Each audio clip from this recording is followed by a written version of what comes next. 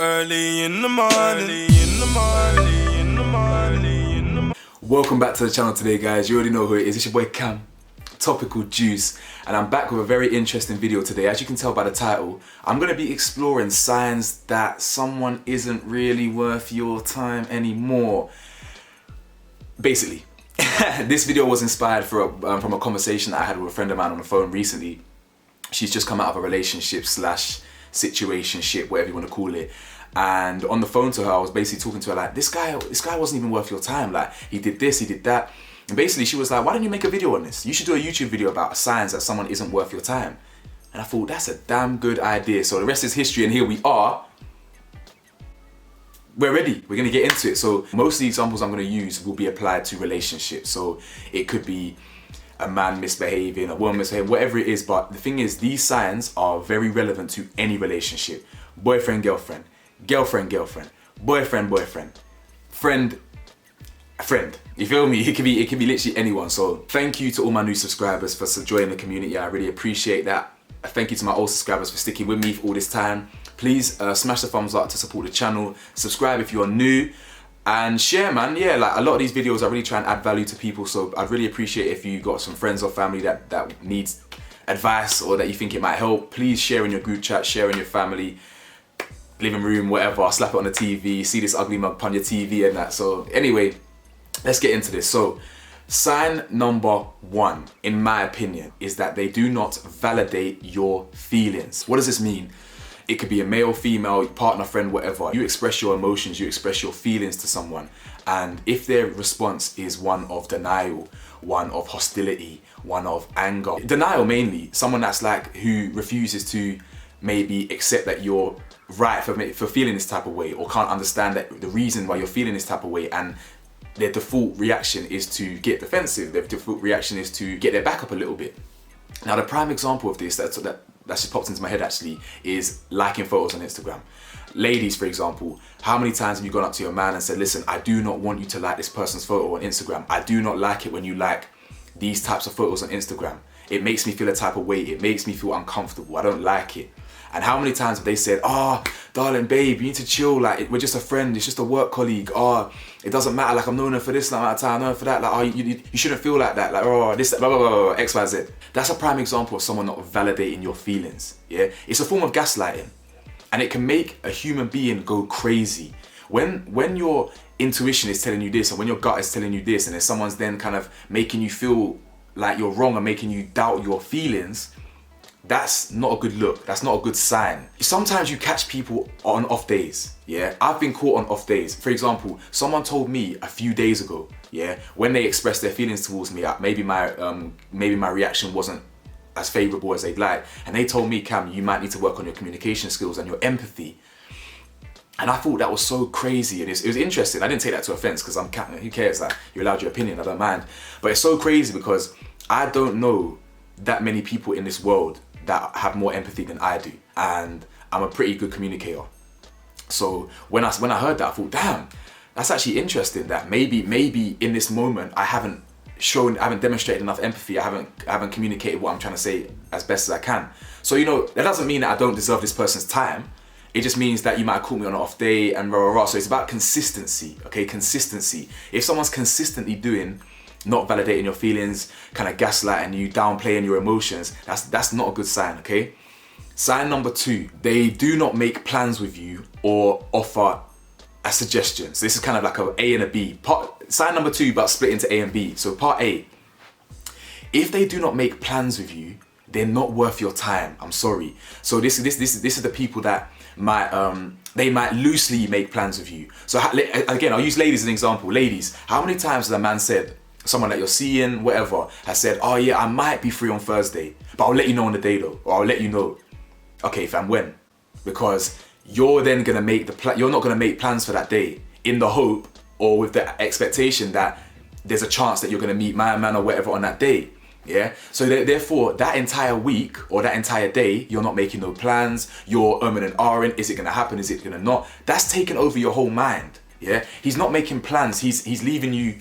You're an option, basically. There's a time and a place for spontaneity. Again, I love spontaneity and I love people who are spontaneous, but it's one thing like shouting you like on a particular day, like, oh yeah, this has come up, are you free, rah rah. It's another thing constantly only shouting you at 7 p.m, 8 p.m, 9 p.m, 10 p.m on a random day and not booking something in advance. Part B of this sign is that they don't come with suggestions. Again, every girl I know, every girl in my life, every girl I've spoken to has got an example of this, where it's, maybe you come with a suggestion, maybe we can do something this day. And they just go, oh no, I'm busy. Or no, that's probably not our best day. Okay, what about let's do something on Friday then? You know what, I'm meant to be meeting my boys. Oh, okay, big man, when are you free then? Come with a suggestion, you feel me? Come with an alternative, yeah? So if someone shouts me, a friend, whatever, Cam, are you busy on Saturday? My brethren shouted me 2 weeks ago. He went, Cam, I'm free tomorrow on Friday. If you're free, I'm about. I wasn't free. So I said, bro, I'm not free Friday, I'm free Saturday. I ain't doing nothing Saturday, come chill at mine. Simple. I can't do today, man came with an alternative. It's that simple. Next sign, your effort is not reciprocated. So what I mean by that is, are you always the one traveling to him? Are you always the one traveling to them? If the effort's not being reciprocated, I personally don't think that's a good look. Now, a lot of my close friends, a lot of the close girls in my life do this often, yeah? And it's not saying that the person they're with is not worth their time, but you do have to question if you're constantly the one coming into London or constantly the one going into traveling an hour, all that petrol, all that, and it's that, then would they be willing to make the same effort? And it's not just that though, it could be things like, you see when you meet someone for the first time, now I don't agree with the honeymoon phase. I don't really believe in it. Like, if with good communication and honesty, that honeymoon phase can last forever, you feel me? But I do understand, yeah, that when something's new and exciting, there's a bit more of an infatuation feeling towards it. So it's exciting, it's something new, whatever. Yeah, I get that, okay, I understand. But often you'll find when you start getting a little bit comfortable around this person, routine starts to settle in, you might notice that this person's effort drops. Now, I mean this more in a relationship type of thing, if you're seeing someone. How many times have it's all been new, exciting? How many times again, I use a male as an example, has he expressed he wants to see you, I want to take you out, I want to do this, I want to do that, get you in a full sense of security, to then, I'm kind of busy, or I'm kind of busy this week, or I'm not actually free for a few days, and all of a sudden you're thinking, what happened? Like, what changed? So usually when something changes, it's not gonna go where you think it is. Effort will tell you a lot about someone. Effort will tell you a lot about how someone like feels towards you, whether it's a friend, whether it's a relationship or not. If someone wants to see you and wants to make an effort to see you, they rate you, they respect you. This is so interesting, this one, because this one often confuses women, yeah, and I mean women in this example, because this is why I'm very careful, very, very careful not to call women psychos, yeah, because women, yeah, are more emotional, and men are often, this is why a lot of people say men are trash, because men understand that they can play on a woman's emotions, okay? Men can manipulate a woman's emotions a lot of the time. Yeah, I'm not saying every man, again, it's not everyone, but this is often how it goes. So a woman, for example, will really appreciate the effort that a man's putting in, and really appreciate the intent, and really appreciate the nice language, this, that, right? So then that's why I empathize with women, because when that effort starts to falter, and when that effort starts to go down, and the energy starts to change, you start doubting, you're questioning yourself, you're questioning what's going on, this, that, and the other, right? Only 2 weeks ago, he was saying this. Only 2 weeks ago, he was saying this. And then you'll confront him on it, you'll confront him on this, you'll confront him on that, and then it's, she's a psycho, she's on to me about this, she's on to me about that, she needs to chill out, like, she's falling in love with me already, this, that. And really and truly, it's not always like that. It could just be that your energy was this, and now it's not. So was it really like that from the start, or has something happened? See, this is why I always manage expectations, always. I do empathize with women in this particular instance, because a lot of the time you're not psychos. It's that your intuition is being questioned. Your intuition and gut feelings are now being doubted, because you might be not picking up on certain behaviors, but then all of a sudden, something's changed. And you're thinking, what happened? And then you're kind of worrying and this, that. So I get it, innit? I get it. When someone's behavior starts to change and the effort starts to fall, we as humans, we always seem to validate it in a sense that when they give us a bit of energy back and give us a bit of positivity and start giving us like a bit of effort, we're always like, oh, okay, like that's nice. And it kind of almost like, we almost make excuses for the times that the person's not making effort. But nah, it should be consistent. Just because they text you at 8 p.m. saying, oh yeah, we're on, come to mine at 9, we'll be like, oh, okay, cool. At least I'm gonna get to see them.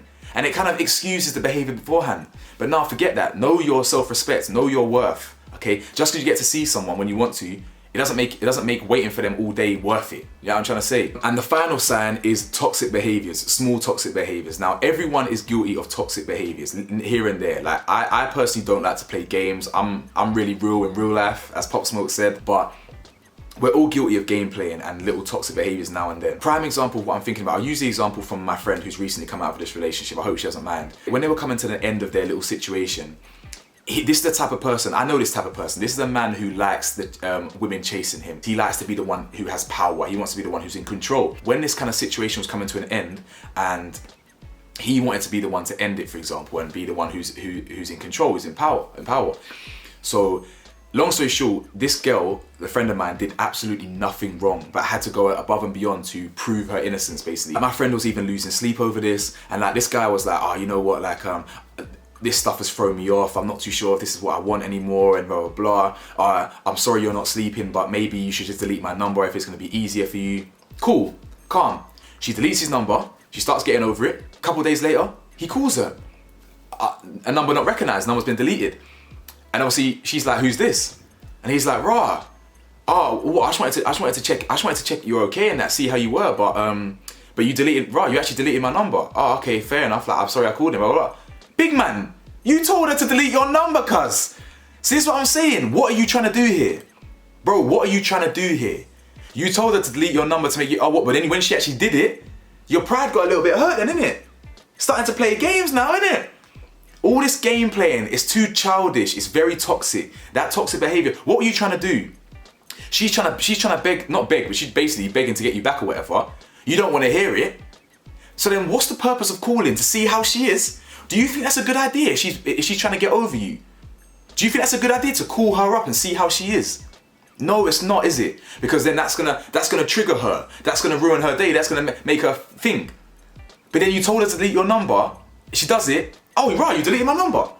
This is toxicity, male toxicity at its finest, and toxic behavior in its finest. Okay, do better. All this toxic game playing business. If you got something to say, say it. If you're feeling something, feel it. Say it. You know what I'm trying to say?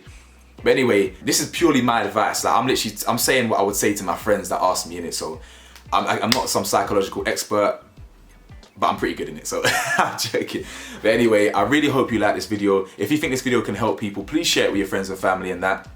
Please comment, by the way. Like when I say comment on my stuff, I don't say it for jokes. I don't say it for ban. Like please engage with me. Like I reply to all my comments at the moment. So please do chat to me and all of that. So anyway, thank you for sticking by. Peace and love. Gangway in a bit.